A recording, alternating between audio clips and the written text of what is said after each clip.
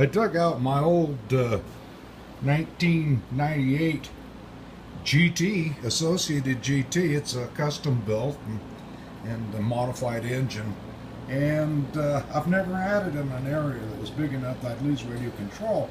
So I'm a little bit afraid to use this vehicle in a lot this big.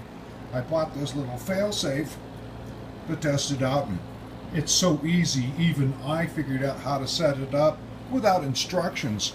And you can see I have full throttle here with my radio and full brake. Full throttle, full brake. But if I lose radio distance, turn off my radio, the brakes automatically set so that the vehicle stops at where it's at. Get radio control back, it opens back up. Again, you have full throttle, full control. But run it out of radio range, and it shuts it off again. Now you have no control over the radio, the vehicle stops. It's a good safety feature. I think all nitro vehicles should be equipped with them. My son had one, it ran away, blew the engine. Anyway, just to let you know, these things do work.